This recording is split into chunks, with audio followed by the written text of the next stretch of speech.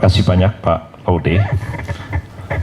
Tanggapan Bapak sangat positif atas prestasi yang saya sampaikan tadi tentang pembangunan kelautan. Kalau begitu, tidaklah salah Sultan Buton terakhir, Laude Manarva, mengangkat saya menjadi Laude Lakinalipu.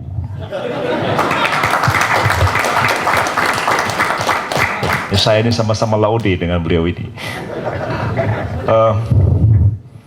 Kami orang laut dan kami tahu tentang laut.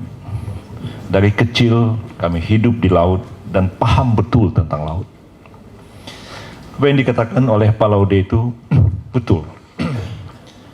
Begitu banyak presiden, begitu banyak pemimpin di negeri ini, sangat sedikit yang paham tentang laut. Ya.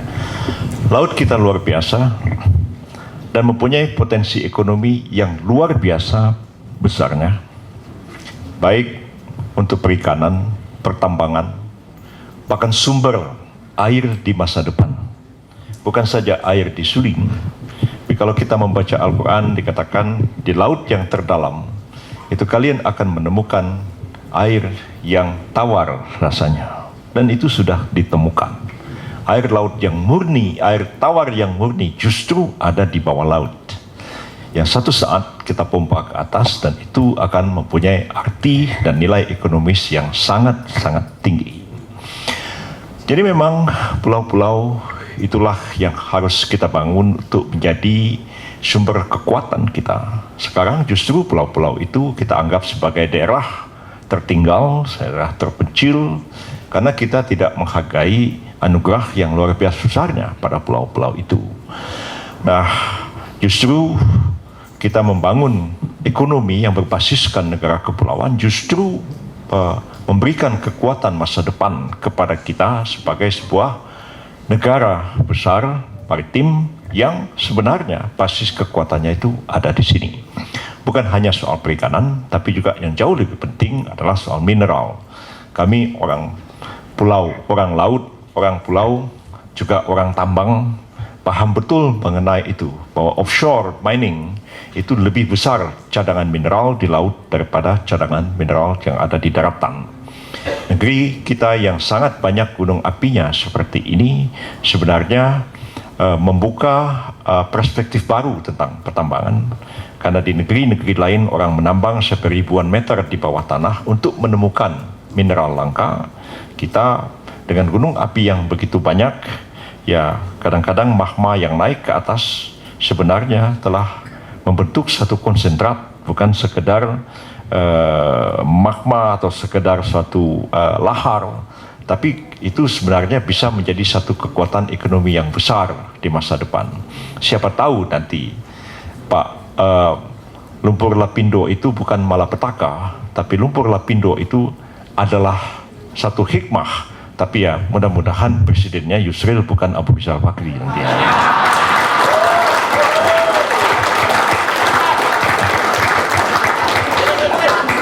Dalam arti Allah Ta'ala lah yang menambang jauh ribuan meter di bawah bumi dan dia sudah di atas dengan teknologi yang saya tadi sudah singgung sedikit. Barangkali itu akan membawa satu sumber kemakmuran yang besar bagi bangsa kita ini. Nah, kadang-kadang saya suka terfikir tentang Pak SBY. Pak SBY ini kadang-kadang sering kali salah menempatkan orang, begitu ya. Kalau saya jadi presiden, yang prioritas pertama mempertimbangkan Pak Laude Kamaluddin ini diangkat jadi Menteri Kelautan dan Perikanan. Orang yang ngerti persoalan laut. Ya. Sekarang ini diangkat Pak Cicip Sutarjo yang orangnya terkantuk-kantuk begini ya. Ya saya nggak tahu tuh kapan Pak Cicip ini pernah pergi ke laut atau bagaimana begitu ya. Jadi sebenarnya yang paling penting ke depan ya, pemerintahan kita, kabinet kita itu tidak harus one man show pada presiden, tapi justru menteri-menteri kita yang handal mengerti duduk persoalan yang dihadapi oleh bangsa ini dan dia capable untuk mengambil keputusan yang tepat pada waktu yang tepat, mendayagunakan segala sumber yang kita miliki untuk kemakmuran dan kesejahteraan bangsa kita sendiri. Karena itu saya sepakat bahwa konsep keadilan yang diberikan kepada saya menjadi tema dan kesejahteraan itu menjadi filosofi kita, memanfaatkan sumber daya di laut ya untuk kepentingan dan kemakmuran dari bangsa kita sendiri. Sebenarnya orang-orang yang di laut sebenarnya sangat sedih kita melihatnya karena mereka sangat-sangat miskin ya. Saya biasa berlayar jauh ke tengah laut, menemukan pulau-pulau yang tidak ada manusianya, dan ada satu pulau yang seluruhnya dihuni bukan oleh pulau orang daerah itu, tapi seluruhnya adalah orang Bugis. Yang datang ke tempat itu, mereka jadi nelayan, membuat ikan asin, hidup dalam kemiskinan jauh dari tanah Bugis.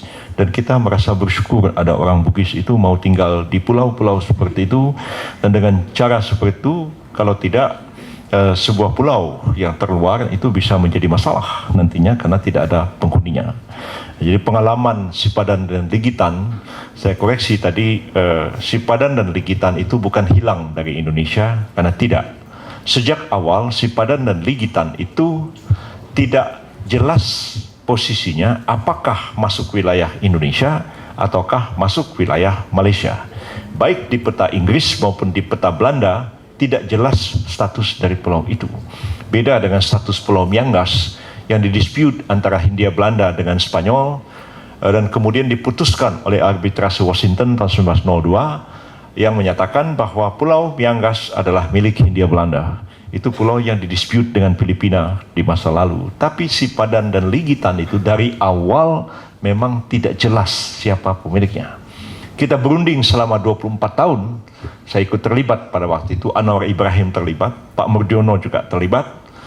Akhirnya pemerintah Indonesia dan Malaysia sepakat membawa itu kepada International Court of Justice di Den Haag, ya. Dan kita minta kepada ICJ untuk memutuskan siapa sebenarnya pemilik kedua pulau ini.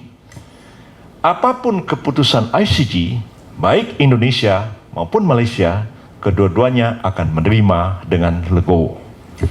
ICJ kemudian memutuskan bahwa pulau itu adalah milik Malaysia.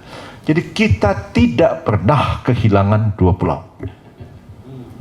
Ini saya tegaskan seperti itu. Tidak pernah kita kehilangan. Karena sejak awal Sipadan Ligitan tidak jelas milik siapa. ICJ memutuskan itu bukan dengan teori UNCLOS atau dengan apa, tapi ICJ memutuskan pulau itu milik Malaysia dengan prinsip yang disebut dengan permanent occupation.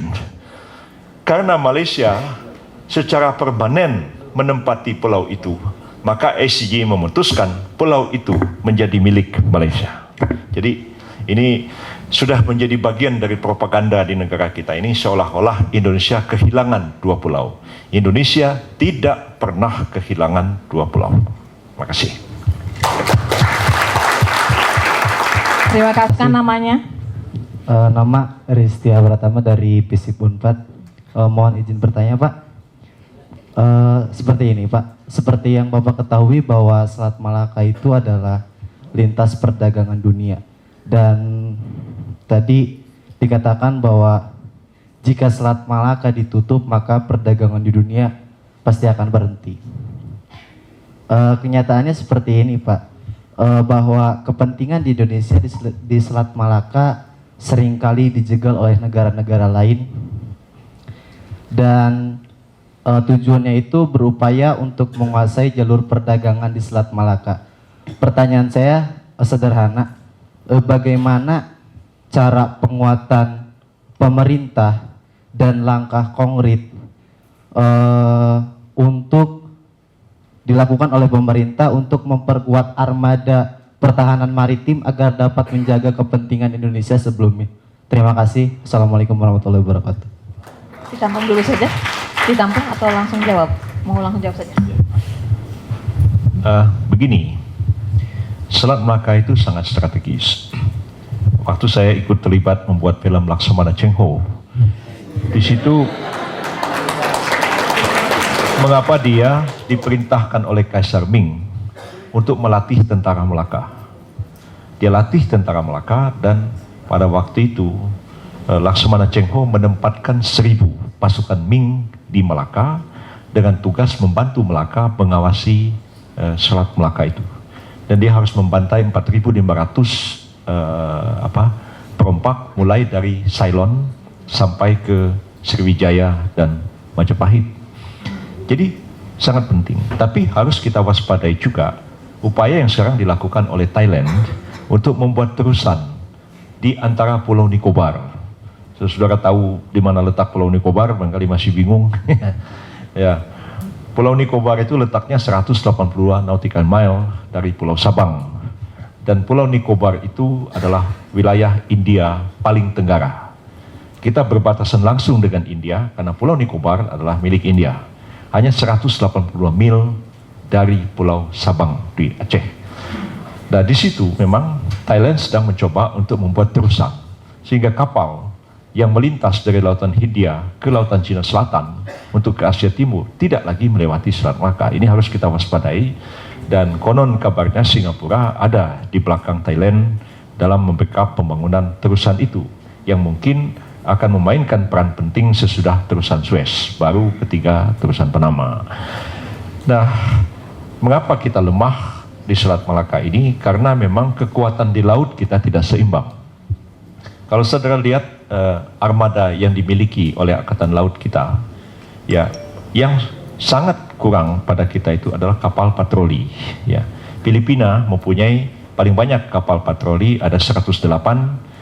Singapura ada 59 dengan wilayah yang begitu sedikit, sementara Indonesia hanya punya 26 kapal patroli Angkatan Laut.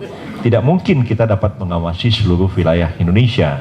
Jadi kalau tadi saya mengatakan bahwa kekuatan militer itu harus menjaga daerah penyangga di luar, itu harus heavy equipment, yaitu kapal selam, kemudian real frigate, dan kemudian destroyer, itu di luar, dan kapal pengintai di luar. Tapi Selat Malaka itu terlalu sempit, ya. Kalau kita membangun jembatan dari Melaka ke kota Dumai itu hanya sejauh 48 km. Dan itu juga sangat penting ya, bagi saya adalah membangun jembatan Selat Sunda dan jembatan menghubungkan Indonesia dengan Malaysia ini. Tapi saya tidak mau mengikuti apa yang dilakukan oleh pemerintah sekarang. Pak Laude paham betul ketika di zaman Pak Habibie kami sama-sama di pemerintahan pada waktu itu. Mungkin saudara-saudara lihat, ingat kasus Yusmin Bakum. Saya dan Profesor Romli Atmasasmita itu diancam mau dipenjarakan. Pak Romli sempat ditahan hampir 3 tahun, walaupun semua dibebaskan oleh Mahkamah Agung, karena kami melaksanakan proyek Build, Operate and Transfers, BOT. Itulah proyek BOT terakhir yang ada di Republik ini. Setelah itu tidak ada. Akhirnya apa? Hatta Rajasa pergi ke Jepang meminta pinjaman 285 miliar yen untuk membangun transportasi di Jakarta, dan konon kabarnya Gubernur DKI Jakarta meminjam uang sejumlah 440 triliun untuk membenahi transport Jakarta, sementara APBD pemerintah DKI cuma 58 triliun 1 tahun. Akhirnya orang tidak berani lagi BOT. BOT negara tidak perlu keluar sedikit uang pun. Ya, kalau saya mau bikin jembatan Selat Sunda atau jembatan menghubungkan Melaka dengan Dumai, saya buka tender internasional. Siapa yang mau memfinance? Bikin sindikasi atau bikin konsorsium? Anda saya kasih waktu 30 tahun, Anda operate 30 tahun milik Indonesia, karena pemerintah harus berpikir tidak harus untung dari tol fee dari jembatan itu, tapi untungnya adalah multiplier effect dari keberadaan jembatan itu. Nah, banyak orang mau, banyak konsorsium internasional mau, seperti juga mau bikin jalan lintas tol Sumatera dari Lampung ke Banda Aceh, bikin beberapa fase, mulai Lampung, Palembang, Pekanbaru, terus sampai ke Aceh, buka tender 10 perusahaan internasional, dia finance, negara menjamin kepastian hukum dan keadilan investasi, tanah dibebaskan, invest, tidak keluar duit, 30 tahun kemudian tolnya milik kita. Sekarang tidak ada satu proyek BOT pun yang jalan karena semua takut dituduh korupsi, lalu negara pinjam uang ke banyak negara. Jadi kalau saya pikir sekarang kasus Yusmin Bakum itu, siapa arsitek di balik semua ini? Ya, siapa yang bermain? Akhirnya tidak ada BOT. Kita pinjam sama Jepang, Hatta baru pulang dari Jepang.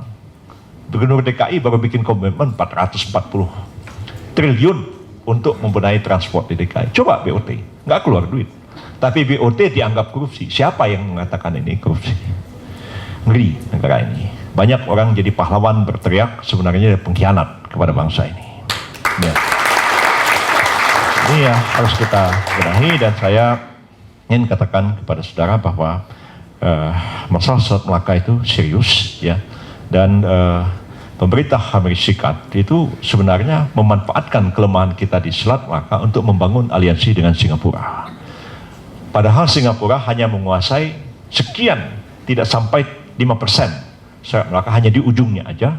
Tapi Amerika Serikat, Jepang, dan Jepang itu membangun kerjasama dengan Singapura untuk mengamankan Selat Melaka, dan kita terus dikecam karena tidak mampu mengatasi perompak yang ada di Selat Melaka. Beruntung kita tidak disamakan seperti Somalia. Itulah yang terjadi. Terima kasih. Barangkali Pak Laude ini orang Wakatobi pertama jadi profesor. Saya orang Belitung yang pertama jadi profesor. Sampai hari ini belum ada duanya orang Belitung yang jadi profesor. Padahal waktu saya kecil ya, kulit saya itu terbakar dan rambut saya kuning. Kan tiap hari main di laut. Jadi tidak terbayangkan satu hari saya mau melihat Jakarta. Untuk saya pergi ke kabupaten, ke ibu kota kabupaten pun saya harus naik truk. Truknya itu mengangkut beras. Jadi saya naik di atas goni-goni itu untuk sampai ke ibu kota kabupaten. Kalau satu hari saya menjadi guru besar, itu pun saya tidak pernah membayangkan bahwa itu akan terjadi. Maka sama dengan Pak Laude ini. Apakah ada keinginan, apalagi kan di sini dari Partai Bulan Bintang gitu ya, apakah ada keinginan gitu untuk mengaplikasikan gitu kan ya dari atau kita melihat bagaimana dulu Rasulullah gitu kan ya mengaplikasikan Al-Quran itu pada negara gitu kan, seperti itu. Kami Partai Bulan Bintang itu partai Islam modernis.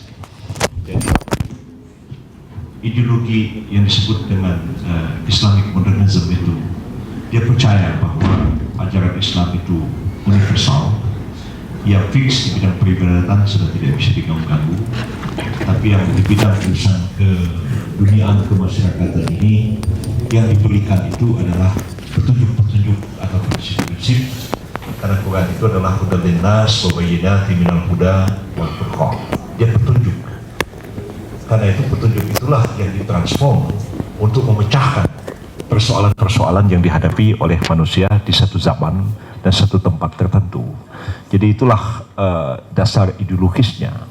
Jadi karena itu PBB itu tidak terlalu menekankan kepada simbol-simbol begitu, tapi dalam hakikat dan esensi percaya bahwa kami ini Islam dan sangat yakin dengan hal itu.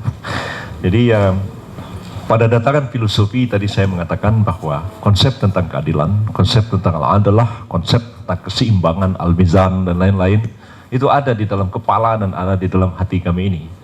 Tapi ketika kami wujudkan dalam program, itu sudah tidak kelihatan ayat-ayat dan hadis-hadisnya, tapi dalam esensinya tetaplah bersumberkan kepada Al-Quran sebagai hudal linnas wa bayyinatin minal huda wal furqan itu. Nah, saya dalam visi kenegaraan kami melihat memang mestinya Indonesia ke depan ini adalah Indonesia yang modern, nasionalis, dan tetaplah Indonesia yang Islam. Walaupun kita tidak sebut jadi Republik Islam Indonesia ataupun apa, tapi dalam inti dan hakikat tetaplah Indonesia ini Islam. Jadi saya pernah research cukup lama dan mempelajari tentang Pakistan. Dan dulu pernah dianggap Pakistan itu laboratorium dari Islamic State di zaman modern. Tapi mungkin setelah kita belajar tentang Pakistan, kita tahu bahwa sebenarnya lebih banyak slogan daripada kenyataan di Pakistan. Nah, saya setelah melihat realitas itu justru ingin sebaliknya. Tetaplah Republik Indonesia dengan UUD 45, dengan falsafah negara Pancasilanya, tapi di dalam esensi dan hakikat dia sesungguhnya inilah implementasi Islam yang sesungguhnya pada sebuah negara di era pasca modern sekarang ini. Itu yang kami ingin bangun ke depan ini. Terima kasih banyak. Oke. Terkait dengan ini satu lagi mungkinnya tadi Europium ya. Nah, gimana nih, Prof? Itu sebagai misal saja. Walaupun kita cetak uang pakai ganti uang kertas itu dengan Europium, tapi implementasinya tentu tidak akan semudah itu. Karena memang repotnya kita ini kan sudah masuk ke sistem global. Kita menjadi anggota IMF. Jadi berapa uang yang kita cetak, berapa ini segala macam, itu juga tetap dalam rangka juga untuk menjaga stabilitas kurs dunia. Nah, karena itu saya mengandaikan bahwa memberikan satu contoh saja. Andai kata uang kertas rupiah itu, kalau zaman dulu kan itu di backup pakai emas, kertasnya dikeluarkan. Kalau sekarang sih tidak seperti itu lagi. Tetapi kalau sekiranya kita mengatakan europium itu kita jadikan sebagai material untuk mencetak uang, itu memang akan menjadi sesuatu yang luar biasa. Tapi tentu pada tingkat implementasinya harus kita pikirkan dalam-dalam, karena akan menimbulkan satu shock yang luar biasa juga kalau itu terjadi. Jadi tetaplah saya mempertimbangkan bahwa secara gradual kita sebenarnya harus berangkat maju. Dan yang ingin saya katakan esensinya adalah bahwa kekuatan kita itu ada di laut, ada di mineral. Nah, kekuatan kita di bidang pertanian dan sumber-sumber makanan, ya, perikanan dan lain itu sangat penting supaya kita bisa self-sufficient, kita bisa mandiri di bidang ini. Tapi kekuatan yang kalau kita keluar bisa mendikti dunia itu justru ada di laut dan ada di mineral. Jadi kalau Pak Laude tadi mengatakan kalau kita tutup Selat Melaka, itu dunia bisa kelabakan. Kalau kita tutup 3 jalur Alki, misalnya pada waktu perang Irak dulu, kita bersikeras tidak mengizinkan kapal induk Amerika Serikat bergerak dari Guam ke Teluk Persia, itu apa yang akan terjadi? Walaupun mungkin kita akan digempur sama Amerika juga. Nah, tapi apapun juga kekuatan pertahanan itu harus dibangun, karena itu menopang ekonomi dan diplomasi. Nah, jadi tapi pengalaman kita baik di era Bung Karno maupun di era Pak Harto, kalau kita menggantungkan alutsista itu kepada Amerika atau Rusia, maka dengan mudah kita embargo, lalu kemudian kita tidak berdaya. Ya, baru sekarang nih pesawat Hercules kita bisa mengudara, dulu karena di embargo suku cadang kita nggak bisa berbuat apa-apa. Apalagi semua pesawat F-15 kita pada waktu juga di embargo semua. Makanya sudah saatnya kita membangun kembali kekuatan militer baik di laut, tank, pindad maupun juga pertahanan udara kita di IPTN Bandung ini, supaya kita tidak terlalu bergantung kepada alutsista yang kita impor dari negara lain yang satu ketika justru melumpuhkan kita. Saya ingin sedikit cerita pengalaman pada waktu 98. Ya, pada waktu itu menjelang kerusuhan Mei itu, semua jenderal-jenderal dibawa oleh Pak Wiranto ke Malang untuk meresmikan divisi Kostrad 4 di Malang. Saya pun sempat bersih tegang waktu itu, kenapa harus dibawa ke Malang? Dan besoknya terjadilah kerusuhan. Waktu itu saya melintas dari istana itu pulang ke rumah saya di Ciputat, dan saya bilang sama Pak Safri Samsudin pada waktu itu Pangdam Jaya, saya bilang, Bang, nggak ada tentara itu di Jalan Sudirman itu.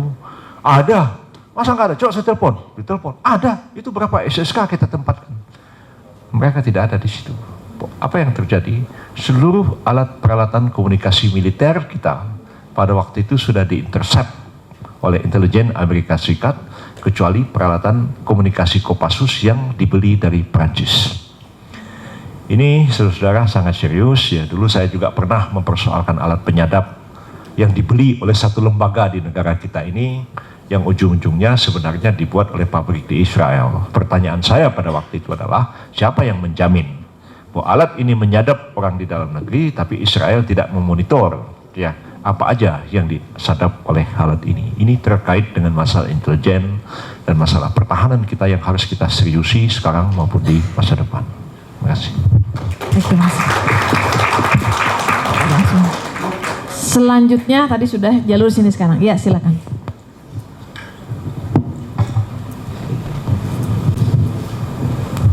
Ya, nama saya Yuda dari FTIP Unpad. Tadi kan temanya tentang ekonomi maritim. Kalau ekonomi maritim berarti kita berbicara orang-orang di pesisir pantai, terutama nelayan, Pak. Kalau kita perhatikan mungkin nelayan di Indonesia dari pesisir-pesisir pantai, mungkin dari Sabang sampai Sulawesi, kehidupannya kita tahulah kehidupannya sulit ya. Apalagi di masa-masa sekarang yang banyak mungkin badai sehingga mereka tidak bisa melaut dan makin sulit buat keluarganya. Nah, bagaimana kita mau membangun ekonomi maritim yang mungkin banyak di ekonomi maritim itu berperan para nelayan-nelayan. tapi sedangkan di negara kita nelayan-nelayannya saja hidupnya susah gitu. Dari segi mana kira-kira mungkin Prof. Yusril sama Prof. Laude punya konsep bagaimana orang-orang di pesisir ini bisa sejahtera gitu. Kalau di Pakistan kita tahu Muhammad Yunus punya konsep Grameen Bank yang dia bantu orang-orang miskin pedesaan untuk tanaman dan kredit mikronya, apakah mungkin bisa cocok misalnya Grameen Bank tapi Indonesia versinya untuk nelayan-nelayan di pesisir gitu. Kira-kira mungkin Prof punya visi apa atau program apa buat para nelayan-nelayan di pesisir. Terus misalnya tadi statement Prof Yusril katanya sipadan dan ligitan memang tidak hilang di Indonesia. Tapi saya masih agak ragu karena kalau saya pribadi sebagai mahasiswa mungkin melihat di media ataupun statement-statement tokoh lain, ya sipadan ligitan memang katanya ada historis, ada teridentifikasi daerah Indonesia. Apakah memang benar sipadan dan ligitan hilang? Kalau versi Prof Laude, apakah setuju dengan statement Prof Yusril yang mengatakan bahwa sipadan ligitan itu memang tidak hilang? Ya, terima kasih.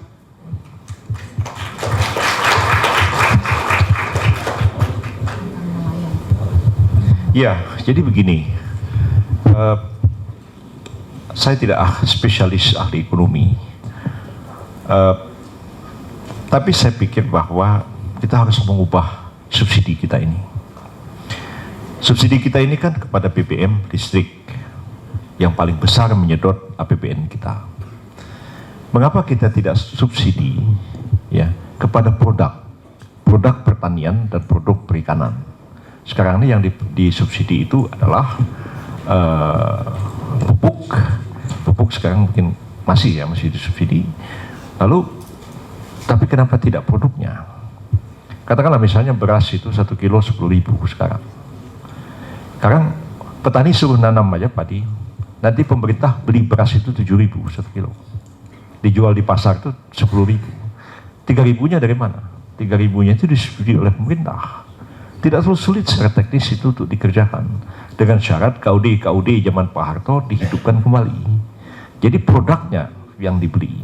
Kalau itu caranya maka semua tengkulak akan mati. Dan kemudian mungkin petani pun akan jual berasnya baru dia beli lagi. Ya, supaya dia menikmati subsidi dari situ. Hal yang sama sebenarnya dapat juga dilakukan pada perikanan, tapi memang betul-betul pemerintah itu melindungi nelayan dan membangun pusat-pusat kota-kota di tepi laut untuk dijadikan sebagai kota-kota perikanan. Ya, katakanlah yang tadi Pak Laude sebut misalnya kota di kampung beliau ini, kota bau-bau. Kota yang sebenarnya memainkan peran transito di situ seperti Singapurnya untuk kawasan-kawasan sekitar. Dan sebenarnya kalau kita bangun itu sebagai kota-kota perikanan, disitulah pemerintah itu membangun basis perikanannya, marketingnya, planningnya, segala macam. Dan dari situlah dia pusat pemasaran ikan ke tempat-tempat yang lain. Sekarang ini kan nelayan mancing sendiri, kemudian dibawa kepada tengkulak ikan atau pedagang perantara, lalu kemudian dijual, dan ketika itu dijual, tergantung ketika ikan sangat banyak harga jatuh, ketika ikan sangat langka harga mahal, tapi nelayan harus nyambung nyawa, turun ke laut karena gelombang dan angin yang besar. Jadi kalau dari segitu saya dengan Pak Laude ini paham betul lah ya. Kami masih kecil tuh di pantai itu melihat nelayan-nelayan itu sampai 6 bulan musim barat atau musim selatan tidak bisa melaut, itu dijerat oleh tengkulak semua. Hidup sangat-sangat susah dan kelihatan pemerintah tuh lepas tangan terhadap mereka ini.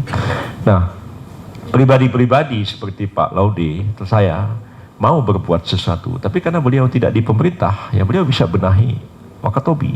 Saya bisa benahi pantai-pantai yang ada di kampung saya di Pulau Belitung sana. Tapi apalah artinya kekuatan kami membenahi itu ya, tanpa ini merupakan satu kebijakan negara yang melakukan kebijakan itu sampai ke level bawah. Jadi memang sangat-sangat penting ini pada level policy pemerintah mempunyai keberpihakan pada siapa dia berpihak. Saya berpendapat negara itu ya kepada 3 kelompok sebenarnya. Pertama adalah petani, kedua nelayan, ketiga adalah buruh kecil. Tinggal itu. Kalau misalnya subsidi diberikan kepada petani dengan membeli produk, maka petani itu cepat sejahtera. dan orang juga tidak perlu urbanisasi banyak-banyak ke kota. Mungkin orang pulang ke kampung, ayo kita bikin ladang aja, bikin sawah, karena pemerintah beli beras dengan harga yang mahal, dijual di pasar dengan harga yang murah. Sekarang itu kita tidak melakukan itu. Nah, mengenai Sipadan Ligitan, saya menganggap apa yang sebenarnya terjadi dan apa yang berkembang di publik itu dua hal yang sebenarnya berbeda. Jadi pada waktu itu saya ingat Pak Mahathir itu berunding dengan Pak Harto, dan kadang dengan semangat persahabatan antara kedua negara. Jadi status Pulau Sipadan dan Ligitan itu beda dengan Pulau Sebatik. Kalau Pulau Sebatik itu masuk Kabupaten Nunukan, separuh Pulau Sebatik itu masuk wilayah negara bagian Sabah, Malaysia, separuhnya masuk wilayah Indonesia. Itu pulau kecil sekali. Itu masuk ke Kabupaten Nunukan di Kalimantan Timur. Sekarang masuk Kalimantan Utara. Nah, tapi apa yang saya katakan, bahwa status Sipadan Ligitan dari awal tidak jelas apakah masuk Indonesia, apakah masuk Malaysia. Lalu kemudian karena tidak jelas, kita dan Malaysia saling klaim. Kita bilang punya kita, Malaysia bilang punya dia. Nah, tapi dari awal tidak jelas. Setelah berunding 26 tahun, sama seperti akhirnya itu sebuah angkor, sebuah candi yang dipersengketakan antara Kamboja dengan Thailand, yang setahun yang lalu memicu hampir perang antara Thailand dan Kamboja karena status candi itu. Akhirnya candi itu diputuskan ICJ, mirip seperti ICJ memutuskan status Pulau Sipadan dan Ligitan. Jadi untuk dibawa ke ICJ, Thailand dan Kamboja sepakat dulu. Kami sudah puluhan tahun berkelahi mengenai candi ini punya siapa. Sekarang kami tidak ribut, kami tidak menggugat itu. Kita dengan di ICJ, Indonesia tidak menggugat Malaysia, Malaysia tidak menggugat Indonesia. Both parties, ya, kedua belah pihak menyampaikan kepada ICJ, ini permasalahan kami, tolong Anda putuskan. Ini pulau punya siapa? Apapun putusan Anda, kami dan Malaysia ini, kedua belah pihak ini akan berjiwa besar menerima keputusan ICJ. Nah, jadi kalau kita kemudian belakangan marah-marah mengatakan kita kehilangan 2 pulau, kurang ajar, kita tidak berjiwa besar sebagai bangsa. Kalau begitu kenapa kita bawa ke ICJ? Kita perang aja sama Malaysia, rebut 2 pulau itu. Nah, ini masalahnya, dan masyarakat sudah sangat misunderstanding mengenai soal ini. Jadi sesuatu yang sudah menjadi keyakinan publik, ingatan publik, ketika saya mengatakan lain, orang bilang, oh Yusril ngawur. Tapi coba saudara buka dokumen-dokumen ICJ, sama seperti kasus mengenai candi yang akhirnya diputuskan oleh ICJ, candi itu milik Kamboja. Thailand kemudian dengan sukarela menarik pasukannya dari candi itu. Jadi sebenarnya itu damai. Nah, saya kadang-kadang ngolok-ngolok provinsi yang berkelahi mengenai pulau. Seperti kemarin antara Provinsi Riau Kepulauan dengan Provinsi Jambi. Nah, antara Kalimantan Selatan dengan Sulawesi Barat. Antara Bangka Belitung dengan Provinsi Riau. Berkelahi mengenai pulau. Punya siapa? Saya bilang mestinya dibawa ke MK, MK-nya kayak ICJ. Jadi Provinsi Jambi sama Provinsi Riau Kepulauan mengatakan ini pulau berhala. Sudah lama berkelahi Jambi dengan ini. Punya siapa ini pulau? Nah, udahlah, dua-duanya serahkan pada MK, biar MK yang putuskan ini pulau punya siapa. Nanti apapun keputusan MK, Jambi sama ini akan legowo menerimanya. Tapi ya nggak mau. Karena takut kayak Sipadan Ligitan itu nanti katanya itu. Baik, terima kasih. Baik, sekali lagi terima kasih kepada para hadirin yang dengan setia hadir dan memberikan pertanyaan-pertanyaan menarik yang bermanfaat nanti untuk calon presiden kita di 2014-2019. Semoga pertemuan kita bermanfaat untuk kita semuanya. Saya akhiri dengan ucapan alhamdulillah. Assalamualaikum warahmatullahi wabarakatuh. Ini penjelasan dari Forum Rektor Indonesia dari Profesor Laude pada Profesor Dr. Yusril Ihza Mahendra. Terima kasih sudah hadir di Universitas Pajajaran. Dan kami silakan juga menggunakan citra dari Universitas Pajajaran kepada Profesor Dr. Yusril Ihza Mahendra. Dan selanjutnya ucapkan cinta kepada moderator kita, yakni Ibu Mudiati Rahmatulisa.